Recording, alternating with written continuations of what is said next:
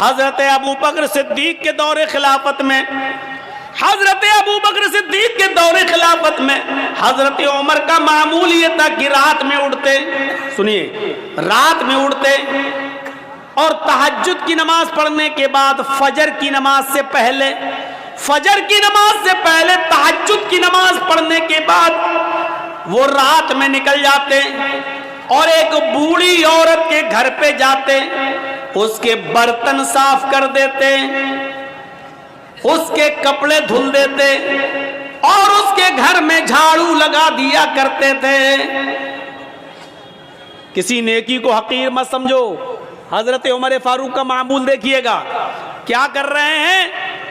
تہجد کی نماز پڑھی فجر کی نماز سے پہلے اور پھر چلے گئے، ایک بوڑھی عورت کے گھر گئے، اس کے برتن مانج دیے، اس کے کپڑے دھل دیے اور اس کے گھر میں جھاڑو لگا دیے۔ یہ ان کا معمول تھا، روزانہ یہ کام کیا کرتے تھے۔ ایک دن تہجد کی نماز پڑھ کے فجر کی نماز سے پہلے پہنچے، گھر میں جب گھسے تو کیا دیکھتے ہیں؟ برتن صاف ہیں۔ کپڑے دھلنا چاہا بوڑھی عورت کے، کیا دیکھ رہے ہیں؟ کپڑے دھلے ہوئے پڑے ہوئے ہیں۔ جھاڑو لی کہ جھاڑو سے گھر صاف کر دے تو کیا دیکھتے ہیں؟ گھر میں جھاڑو لگ چکی ہے۔ پوچھا ماں کون تھا؟ یہ آج گھر میں صفائی کیسے ہو گئی؟ کہا بیٹے میں کیا جانوں، میں تو آنکھوں سے اندھی ہوں، نابینا ہوں، مجھے کیا معلوم، میں تو سمجھی کہ تم ہی آئے ہو، برتن تم مانج رہے ہو، جھاڑو تم لگا رہے ہو، کپڑے تم دھل رہے ہو۔ کہا ماں میں نہیں تھا۔ کہا بیٹا مجھے نہیں معلوم پھر کون تھا۔ حضرت عمر فاروق دوسرے دن بھی یہی ٹائم پر آئے تو کیا دیکھتے ہیں؟ دوسرے دن بھی برتن مانجے جا چکے ہیں۔ کیا دیکھتے ہیں کہ دوسرے دن بھی برتن مانج کر ختم ہو، برتن مانجے جا چکے ہیں، جھاڑو لگ چکی ہے، کپڑے دھلے ہوئے ہیں۔ حضرت عمر سمجھ گئے، عمر کوئی ہے جو تم سے پہلے آتا ہے، کپڑے دھل جاتا ہے، برتن صاف کر جاتا ہے، جھاڑو لگا جاتا، کوئی ہے جو تم سے پہلے بھی یہ کام کر جاتا ہے۔ پتہ لگانا چاہیے کہ کون ہے۔ اب حضرت عمر جاسوسی کرنے لگے، چپکے سے دیکھیں کہ کون ہے۔ تو تہجد کی نماز پڑھ کے آئے اور چپکے سے چھپ گئے ایک درخت کی آڑ میں۔ کیا دیکھتے ہیں کہ ایک شخص اپنا چہرہ چھپایا ہوا چادر سے آتا ہے رات کے اندھیرے میں اور اسی بوڑھی عورت کے گھر میں چلا جاتا ہے، برتن مانجتا ہے، جھاڑو لگاتا ہے، کپڑے صاف کرتا ہے، اور اس کے بعد میں جب وہاں سے نکلتا ہے تو جیسے وہ گھر سے نکلتا ہے حضرت عمر فاروق نے اس کو پکڑ لیا۔ رکیے، اپنا چہرہ کھولیے تو کون ہے آپ؟ یہ میرا کام آپ کیسے کر رہے ہیں؟ اب اس نے کہا یہ میرا تیرا کیا لایا ہے، تم پہلے آ جاؤ، تم کر لو، ہم پہلے آ جائیں، ہم کر لیں، چہرہ نہیں دکھا سکتا۔ حضرت عمر نے کہا تمہیں اللہ کا واسطہ چہرہ کھولو، میں دیکھنا چاہتا ہوں کہ مجھ سے بھی پہلے یہ کام کون کرنے آتا ہے۔ جب اللہ کا واسطہ دیا اور جب چہرہ کھولا تو کیا دیکھتے ہیں کہ وہ کوئی اور نہیں، حضرت ابو بکر صدیق رضی اللہ تعالیٰ عنہ خلیفہ ہیں۔ ارے آج آپ کے علاقے کا چیف منسٹر کسی غریب کے کپڑے کیا دھلے گا؟ آپ کے یہاں کا معمولی مکھیا اور سرپنچ بھی، آپ کے علاقے کا معمولی مکھیا اور معمولی سرپنچ بھی کسی غریب کے، کسی بوڑھی عورت کے کپڑے اپنے ہاتھ سے نہیں دھل سکتا ہے۔ حضرت ابو بکر صدیق رضی اللہ تعالیٰ عنہ خلیفۃ المسلمین ہیں، خلیفۃ المومنین ہیں، اور کیا حضرت عمر دیکھتے ہیں کہ کون کپڑے صاف کر رہا ہے؟ ابو بکر صدیق۔ کون ہے ابو بکر صدیق جو برتن مانج رہے ہیں؟ کون ہے جو گھر میں جھاڑو لگا رہا ہے؟ ابو بکر صدیق۔ میرے پیارے ساتھیوں، میں بتانا یہی چاہتا تھا کہ کسی بھی نیکی کو حقیر مت سمجھو، چھوٹی سے چھوٹی نیکی، یہ جھاڑو لگانا میرے بھائیو ایک معمولی نیکی ہے، لیکن حضرت ابو بکر صدیق جھاڑو لگا رہے ہیں، برتن مانج دینا کوئی بہت بڑا کام نہیں ہے۔ اگر کسی آدمی کو اپنی انسلٹ کا خیال ہو تو بھلے ہی نہ مانجے، ورنہ برتن مانجنا کوئی بہت بڑا کام نہیں ہے. برتن مانج دینا، کپڑے دھل دینا، جھاڑو لگا دینا، یہ کوئی بہت بڑا کام نہیں ہے. لیکن حضرت ابو بکر ان کاموں کو بھی حقیر نہیں سمجھا کرتے تھے. حضرت عمر ان کاموں کو بھی حقیر نہیں سمجھا کرتے تھے. اس لیے فرمایا کوئی بھی چھوٹا سی چھوٹی نیکی کو بھی حقیر مت سمجھو. کھجور نہ ہو، کھجور کا ٹکڑا ہی صدقہ و خیرات کرو. میرے پیارے ساتھیوں، ان چیزوں کو اپنے ذہن میں رکھیے، ان چیزوں کو اپنے ذہن میں رکھیے. مسلمان وہ ہوتا ہے جو چھوٹی سے چھوٹی نیکی کو بھی معمولی نہیں سمجھتا ہے، اور مسلمان مومن وہ ہوتا ہے جو چھوٹے سے چھوٹا گناہ کو بھی پہاڑ سمجھتا ہے. ایک چیز یاد رکھیے گا، مسلمان کون ہوتا ہے؟ جو چھوٹی سی چھوٹی نیکی کو بھی حقیر نہ سمجھے. مسلمان کون ہوتا ہے؟ جو چھوٹے سے چھوٹے گناہ کو پہاڑ کے برابر سمجھے، بہت بڑا سمجھے. اور منافق کون ہوتا ہے؟ جو بڑے سے بڑے گناہ کو بھی معمولی سمجھے. منافق کون ہوتا ہے؟ جو بڑے سے بڑے گناہ کو بھی یہ سمجھے کہ ناک پر مکھی بیٹھی تھی، ایسے اڑایا اور اڑ گئی. یعنی بڑے سے بڑے گناہ کو بھی وہ سمجھتا ہے جیسے ناک پر بیٹھی ہوئی مکھی کو اڑا دیا. یہ منافق ہوتا ہے. منافق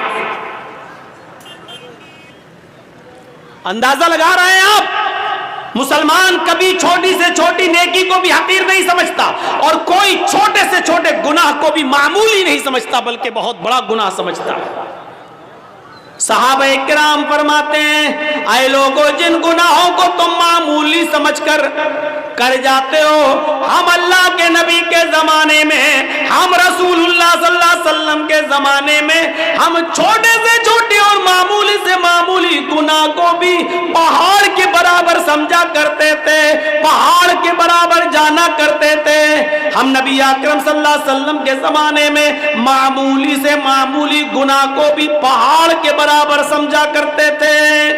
اور مسلمان کی پہچان یہ ہے کہ اس کے سامنے ایک راستہ مصیبت کا ہو اور دوسرا راستہ معصیت، گناہ اور نافرمانی کا ہو. ایک راستہ تو ہو مصیبت کا، پریشانی کا، اور دوسرا راستہ ہو گناہ کا.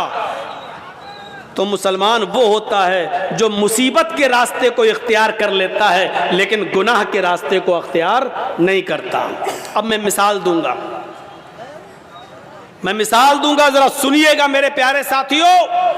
مسلمان وہ ہوتا ہے جس کے سامنے اگر دو راستے آ جائیں، ایک طرف پریشانی کا راستہ، مصیبت کا راستہ، اور دوسری طرف گناہ کا راستہ. کوئی کام کرنے میں پریشانی ہے اور اس کام کو نہ کرنے میں عیش و آرام ہے لیکن گناہ ہے، تو مسلمان وہ ہوتا ہے جو پریشانی اور مصیبت کا راستہ اختیار کرتا ہے.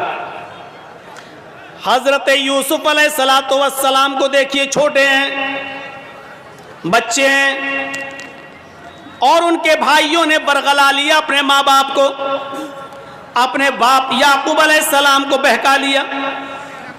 اے ہمارے ابو، ہم یوسف کو اپنے ساتھ لے جاتے ہیں جنگل میں، ہمارے ساتھ کھائے گا، پیے گا، کھیلے گا، دوڑے گا. آپ یوسف کو اپنے پاس رکھتے ہیں ہر وقت، ہمارے ساتھ بھی تو اس کو مار بھیجیے، ذرا سیر و تفریح کرے، چلے پھرے، گھومے، ٹہل کر دیکھے.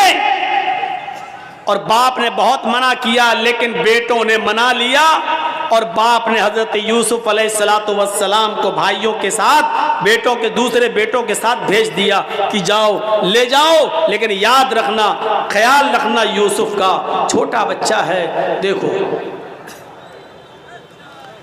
اور جب یہ لوگ جنگل کے اندر پہنچ جاتے ہیں تو اب صلاح و مشورہ کرتے ہیں کہ یوسف کو کیا کریں. پھر ایک حتمی فیصلہ کرتے ہیں کہ مارنا ٹھیک نہیں ہے، قتل کرنا ٹھیک نہیں ہے. یوسف کو ہم ایک ویران کنویں میں ڈال دیتے ہیں، یوسف کو ہم ایک اندھے کنویں میں پھینک دیتے ہیں. کوئی آئے گا اور اٹھا کر یوسف علیہ السلام یوسف کو لے جائے گا. پھر وہ اپنے یہاں پالے گا, پوسے گا, بڑا کرے گا. ہمیں کیا مطلب, ہم سے تو ایک مصیبت چل جائے گی. ہمارے والدین, ہمارے ماں باپ, ہمارے باپ یعقوب یوسف سے محبت کرتے ہیں اور وہ جگہ ہمیں اپنے دل میں نہیں دیتے جو یوسف کا مقام ہے. پھر ان لوگوں نے عزم مصمم کر لیا اور یوسف علیہ السلام کو ایک کنویں کے اندر پھینک دیا, کنویں میں ڈال دیا اور روتے ہوئے اپنے گھر آتے ہیں. ایک یوسف علیہ السلام کی قمیض اتار لی, ان کا کرتا اتار لیا اور ایک بکری کو ذبح کر کے بکری کا جھوٹا خون, بکری کا خون اس قمیض میں لگا کر لے آئے. اور جب اپنے گھر پہ آتے ہیں تو اپنے ابا سے کہتے ہیں, یعقوب علیہ السلام سے کہتے ہیں, یا ابانا, آئے ہمارے ابو جان, انا ذهبنا نستبق وتركنا يوسف عند متاعنا فاكله الذئب. اے ابو جان, ہم یوسف علیہ السلام کو لے گئے اور ہم کھیل کود میں لگ گئے. نستبق, ہم کھیل کود میں لگ گئے, ہم دوڑ بھاگ میں لگ گئے. وَتَرَكْنَا يُوسُفَ عِنْدَ مَتَاعِنَا, اور یوسف کو اپنے سامان کے پاس چھوڑ دیا کہ تم اس کی دیکھ ریکھ کرنا. ہم لوگ ادھر ادھر کھیل کود میں لگ گئے. فَأَكَلَهُ الذِّئْبُ, بھیڑیا آیا اور بھیڑیا یوسف علیہ السلام کو کھا گیا. بھیڑیا آیا اور بھیڑیے نے یوسف کو پھاڑ دیا. اے ہمارے ابو, آپ ہماری بات پر ایمان کیوں لائیں گے, آپ ہماری بات کیوں مانیں گے؟ وَمَا أَنْتَ بِمُؤْمِنٍ لَنَا, آپ ہماری بات کیوں مانیں گے؟ وَلَوْ كُنَّا صَادِقِينَ, اگرچہ ہم سچے ہی کیوں نہ ہوں, ہم سچ بول رہے ہیں پھر بھی آپ کو ہماری بات کا یقین نہیں ہوگا. اپنے ماں باپ سے یہ بات کہہ دی یعقوب علیہ السلام سے. ادھر ایک قافلہ آیا, سنیے, ادھر ایک قافلہ آیا, اس کو پیاس لگی تو کنویں کے پاس چلا گیا. اس نے ڈول ڈالا, ڈول, اور اس یوسف علیہ السلام اس ڈول میں بیٹھ گئے. اس نے جب کھینچا تو ڈول بھاری لگا. اس نے جھانک کر دیکھا تو ایک چھوٹا بچہ پڑا ہوا ہے یوسف. اس نے قافلے والوں کو خوشخبری سنائی, یا بشرا ھذا غلام, اے قافلے والوں خوشخبری سنو, یہ تو ایک بچہ پڑا ہے, یہاں تو ایک لڑکا پڑا ہوا ہے. بچہ, بڑا خوبصورت بچہ یہاں کنویں میں پڑا ہوا ہے. نکالا, مصر کے بازار میں لے گئے اور وہاں اس بچے کو بیچ دیا گیا. اور جانتے ہو, اتنا خوبصورت بچہ یوسف علیہ السلام, جن کی خوبصورتی کا ذکر قرآن میں موجود, لیکن اس خوبصورت بچے کی قیمت بھی کیا لگی مصر کے بازار میں. جانتے ہو, ان کو پیسہ چاہیے تھا. کہتے ہیں کہ کوئی چوری کا مال ہو یا ایسا کوئی مال ہو تو آدمی جلدی ہٹاتا ہے. کبھی کبھی 20,000 کا موبائل 2,000 میں دے کے چلا جاتا ہے کہ جلدی ہٹے, جلدی سے نکلے, اور پکڑا جائے تو دوسرا پکڑا جائے, ہم نہ پکڑے جائیں. ایسی انہوں نے دیکھا کہ یہ یوسف ہمیں ملے تو جلدی سے ان کو ہٹا دیا جائے. اور مصر کے بازار میں جب بولی لگی تو جانتے ہو بہت کم قیمت میں ان کو بیچ دیا گیا. وَشَرَوْهُ بِثَمَنٍ بَخْسٍ دَرَاهِمَ مَعْدُودَةٍ. قرآن کے الفاظ دیکھو میرے بھائیوں, ان لوگوں نے چند سکوں میں یوسف کو بیچ دیا, چند ٹکوں میں, چند کھوٹے سکوں میں یوسف کو بیچ دیا. لو, یوسف علیہ السلام بادشاہ مصر کے مہمان بنے. دھیرے دھیرے بادشاہ مصر کے پاس پہنچے. بادشاہ مصر نے اپنی بیوی سے کہا, یہ بچہ ہے, اس کی دیکھ ریکھ کرو, آگے چل کر ہو سکتا ہے کہ ہم اس کو بیٹا بنا لیں. دیکھو, اس کی خدمت کرو, دیکھ بھال کرو. اور بادشاہ مصر کے گھر میں یوسف کی پرورش ہونے لگی. دھیرے دھیرے بڑے ہوتے گئے اور ایک دن آیا کہ یوسف علیہ السلام اپنی جوانی کو پہنچ گئے. یہاں خوبصورتی اپنی قیامت برپا کر رہی تھی اور یہاں یوسف علیہ السلام روان ہو گئے، اور ادھر بادشاہ مصر کی بیوی کا دل ہچکولے لینے لگا۔ وہ اس غلام پر، یوسف علیہ السلام پر اندر ہی اندر دل و جان سے فریفتہ تھی، دل و جان سے قربان تھی۔ دھیرے دھیرے یہ چرچا مصر کی عورتوں میں ہونے لگا، اور مصر کی عورتیں، اور عورتوں میں کسی بات کا چرچا بہت جلدی ہوتا ہے۔ کوئی بھی بات ہو، اگر آپ کو بہت جلدی پھیلانا ہو تو بس 2-4 عورتوں میں پھیلا دو، شام تک ہوتے ہوتے پورے گاؤں میں آٹومیٹک پھیل جائے گی۔ یہ بات مصر کی عورتوں میں پھیل گئی۔ او بادشاہ کی بیوی، اوہو اپنے غلام پہ مرتی ہے، اپنے غلام کو دل دے بیٹھی ہے، اپنے غلام کے ساتھ منہ کالا کرنا چاہ رہی ہے، اپنے غلام کے ساتھ یہ حرکت کرتی ہے۔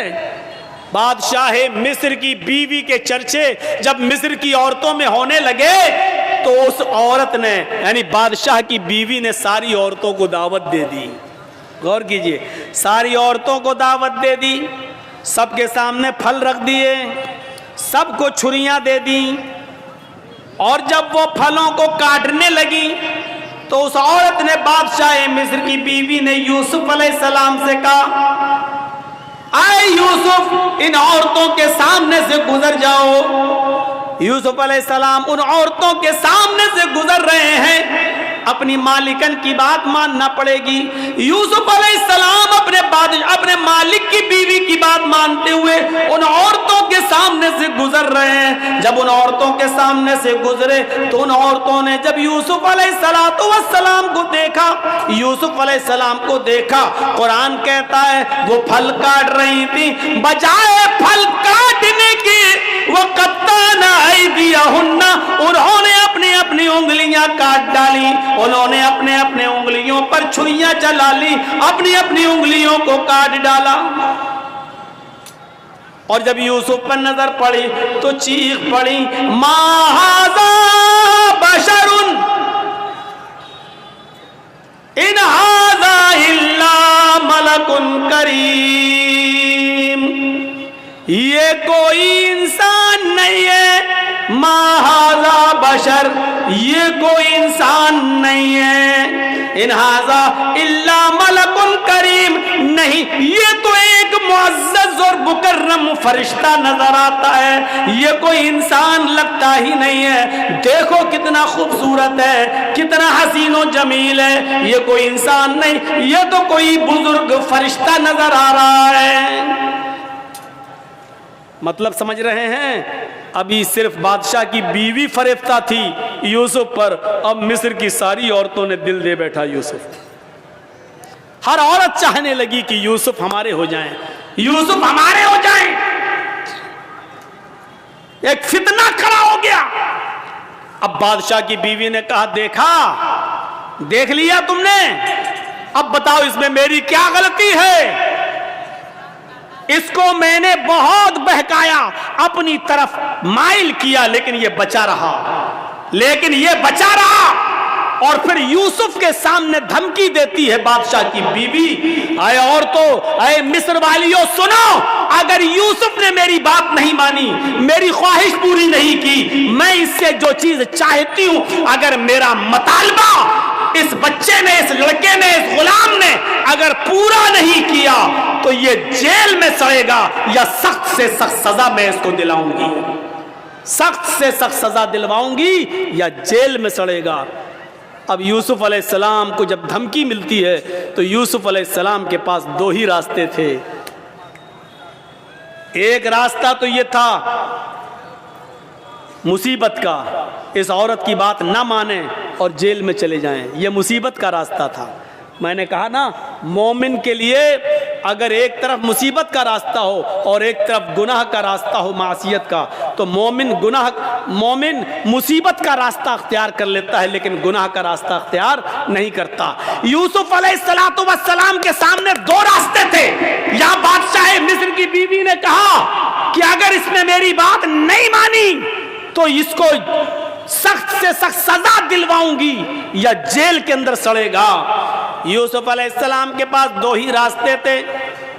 ایک راستہ یہ تھا کہ بادشاہ کی بیوی کی بات مان لیں اور جو وہ کہہ رہی ہے اس کی مرضی کو پورا کر دیں. اگر ایسا کر لیتے، بادشاہ کی بیوی کی بات مان لیتے تو پانچوں انگلی گھی میں تھی. بادشاہ کی بیوی ان کو بچاتی بھی، بادشاہ کی بیوی ان کا خیال بھی رکھتی، بادشاہ کی بیوی ان کو تنہائی کا موقع بھی دیتی، بادشاہ کی بیوی ان کی عزت و تکریم بھی کرتی، بادشاہ کی بیوی ان کو اچھی طریقے سے ان کی حفاظت بھی کرتی، سب کچھ کرتی، اور جو وہ چاہتے وہ ان کو ملتا رہتا. لیکن یہ راستہ گناہ کا راستہ تھا، یہ راستہ معصیت کا راستہ تھا. اب دوسرا راستہ یوسف علیہ السلام کے سامنے یہ تھا کہ میں اس غلط راستے پر نہیں چلوں گا. تو وہ عورت کہہ رہی ہے میں جیل میں ڈلوا دوں گی، میں سخت سے سخت سزا دلواؤں گی. تو یوسف علیہ السلام نے یہ راستہ پسند کر لیا اور نظریں آسمان پہ ڈالی اور فرمایا الہ العالمین، اے میرے پروردگار، بادشاہ مصر کی بیوی نے یہ ٹھان لیا ہے کہ میں اس کے ساتھ غلط کام کروں، اور وہ یہ بھی کہہ رہی ہے اگر اس نے میری بات نہ مانی تو میں اس کو سزا دلواؤں گی اور جیل میں ڈلوا دوں گی. رب السجن احب الی مما یدعوننی الیہ، اے میرے پروردگار، اے میرے اللہ، اے میرے رب، مجھے جیل میں جانا زیادہ پسند ہے. رب السجن احب الی مما یدعوننی الیہ، اے اللہ مجھے جیل زیادہ محبوب ہے، مجھے جیل میں جانا زیادہ پسند ہے بنسبت اس کے جس برے کام کی طرف یہ عورتیں مجھے بلا رہی ہیں اور بادشاہ مصر کی بیوی مجھے چاہ رہی ہے. اس کام کے کرنے سے بہتر اور زیادہ اچھا میرے لیے یہ ہے کہ میں جیل میں چلا جاؤں.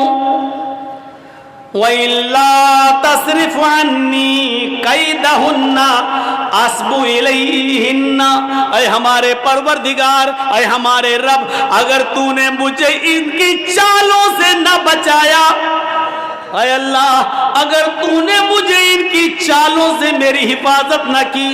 یہ عورت کی چالیں کتنی خطرناک ہوتی ہیں.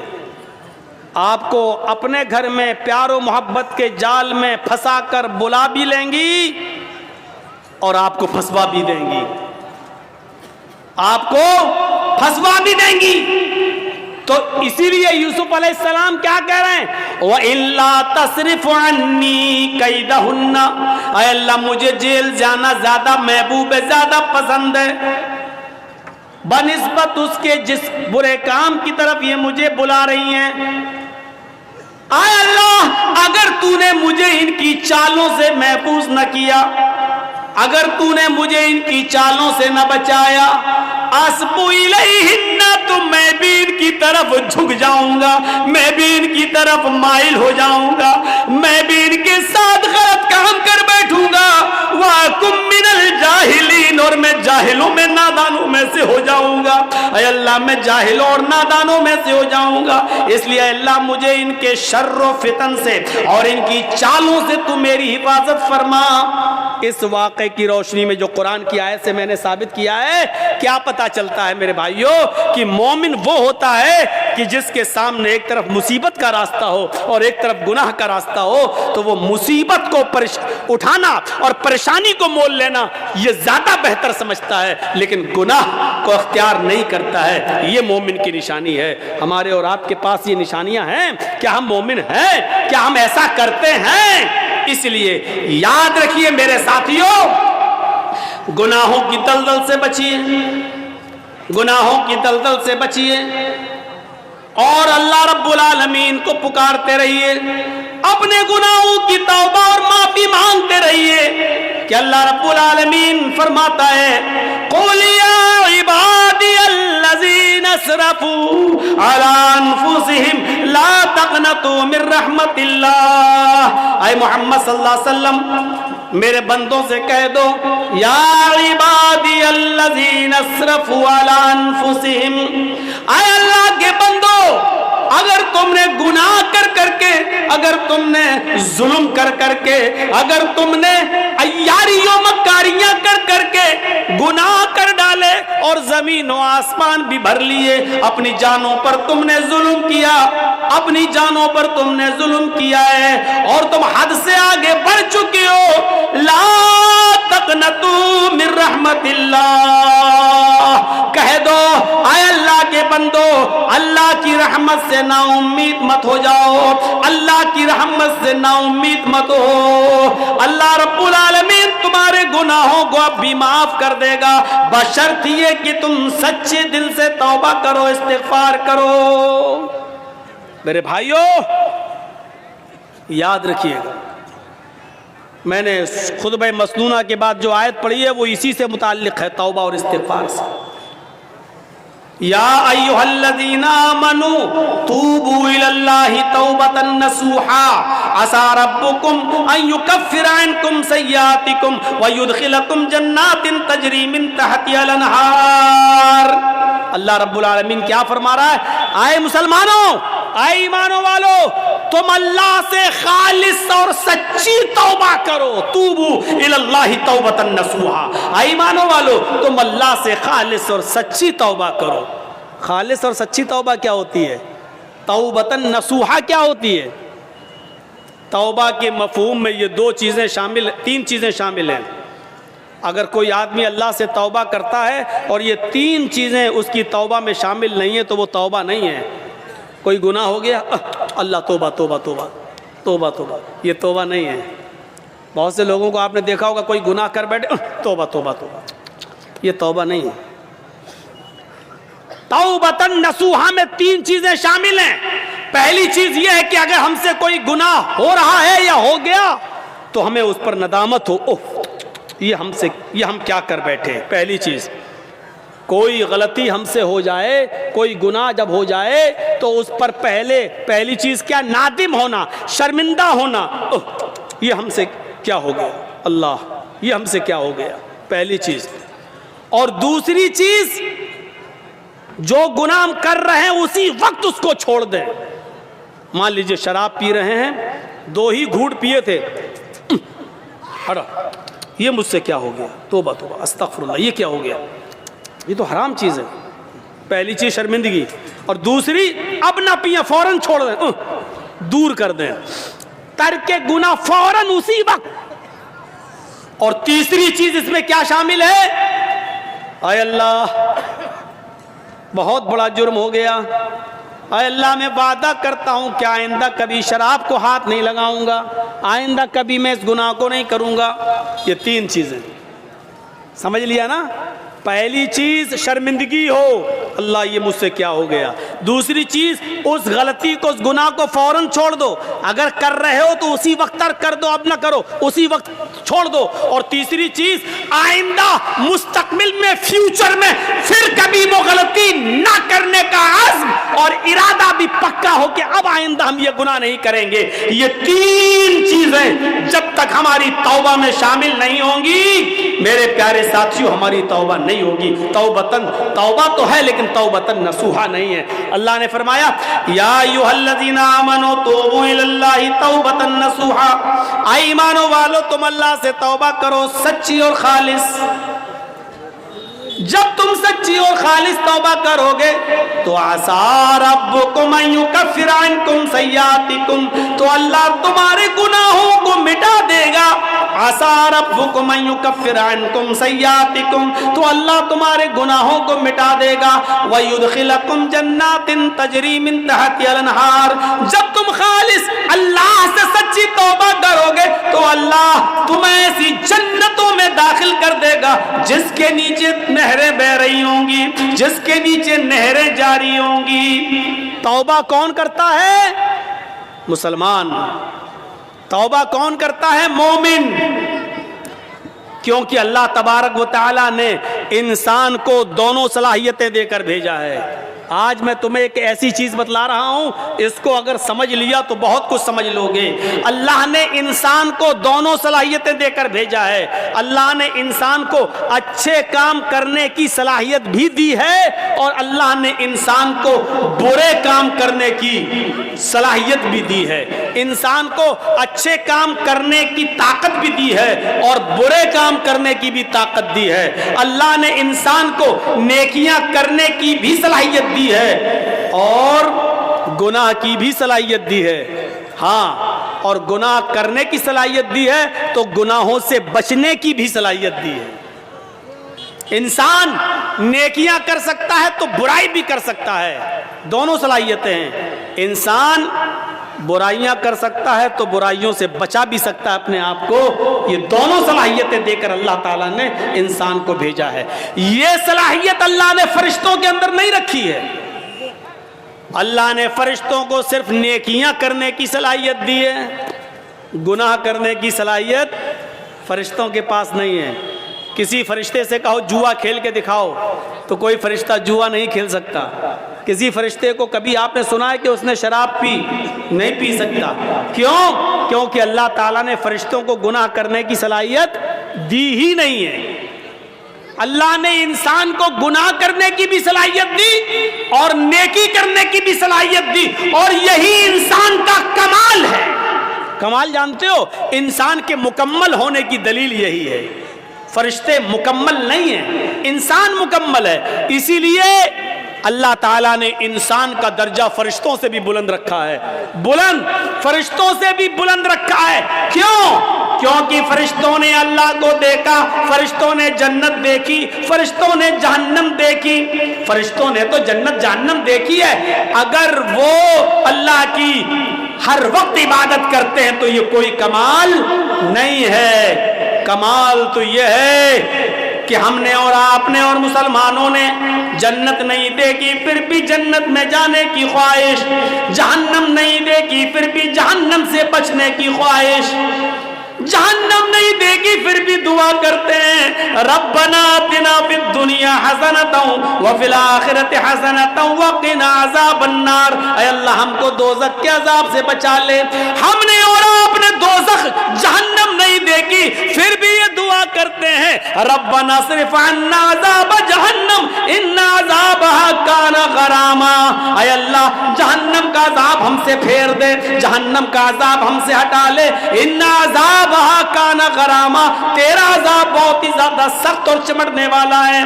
یہ ہمیں اور آپ کو یہ دعا کرنا پڑتی ہے۔ کیوں؟ حالانکہ جہنم دیکھی نہیں ہے۔ ایک بوڑھا آدمی ہے اور وہ اندھا ہے۔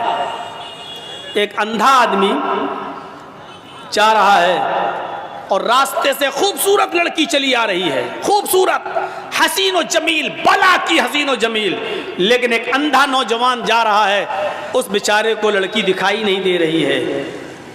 اس میں اس اندھے کا کیا کمال ہے؟ اب وہ اندھا اس لڑکی کو دیکھ ہی نہیں پا رہا ہے، اس کے حسن و جمال کو دیکھ ہی نہیں پا رہا ہے، تو اس میں اندھے کا کیا کمال ہے؟ اگر اندھا اس لڑکی کو نہیں چھیڑتا ہے، یا اندھا اس لڑکی کے قریب نہیں جاتا ہے، یا اس لڑکی سے کچھ گفتگو نہیں کرتا ہے اور اس لڑکی کو نہیں دیکھ رہا، تو اس میں اندھے کا کیا کمال ہے بھائی؟ اس کو تو دکھتا ہی نہیں ہے۔ کمال تو اس نوجوان کا ہے جو پوری طریقے سے جوان ہو چکا ہے اور سامنے سے خوبصورت لڑکی آ رہی ہے، بلا کی حسینہ ہے، اس کی نظریں اٹھیں لیکن اس نے اپنے نگاہوں کو نیچا کر لیا، فوراً نگاہ کو جھکا لیا، باوجود اس کے کہ آنکھیں تھیں، باوجود اس کے کہ اس لڑکی کو دیکھ سکتا تھا، باوجود اس کے کہ یہ اس لڑکی سے باتیں کرنے پر قادر تھا، طاقت تھی اس کے پاس سب کچھ، لیکن اس کے باوجود اس نے اپنے آپ کو بچایا اور نظریں نیچی کر لی۔ یہ ہے انسان کا کمال کہ طاقت ہونے کے باوجود دیکھنے کی نہیں دیکھ رہا ہے۔ یہ ہے کہ اس لڑکی کے پاس جا سکتا تھا لیکن نہیں جا رہا ہے، طاقت ہونے کے باوجود اس اپنے آپ کو بچا رہا ہے۔ یہ ہے کمال میرے بھائیوں۔ اسی لیے میدان محشر میں قیامت کے دن جو لوگ عرش الہی کے سائے میں ہوں گے، جو لوگ قیامت इलाही का साया नसीब होगा।